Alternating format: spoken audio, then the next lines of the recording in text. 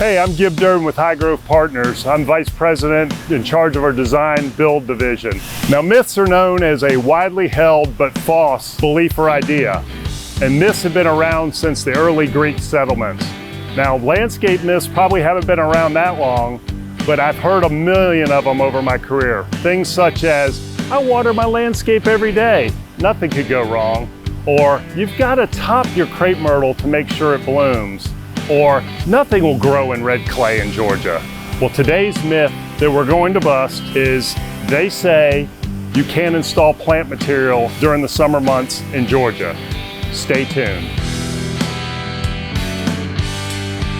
Now, agriculture has been an important part of Georgia since its founding nearly 300 years ago. And with over 25,000 landscape companies in the state, it's not like everybody shuts down during the summer months. If you have proper planning, you can get the landscape installed during the summer. Irrigation's made a huge impact on being able to accomplish this feat, so make sure that your irrigation system's up and running before you take on this endeavor. After irrigation, you want to make sure that you plant the right plant in the right place. Sounds very elementary, but so often I see the wrong plant in the wrong place, and that can cause huge problems. Site conditions are very important. You know, plants love sun, some love shade, some love wet, some love dry. Make sure you understand these site conditions so you can ensure a successful planting. Proper planting is key. If you don't install the plant correctly from the get-go, you're going to have a hard time having a successful landscape.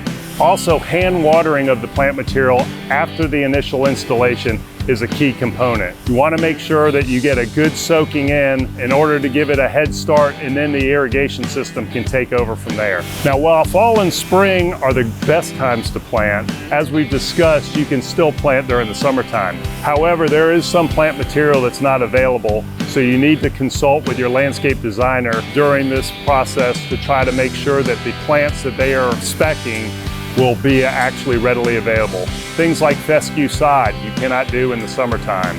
You may have to wait till fall. This is also a great time to work in some pollinators, some perennials, some native plants if they fit your landscape.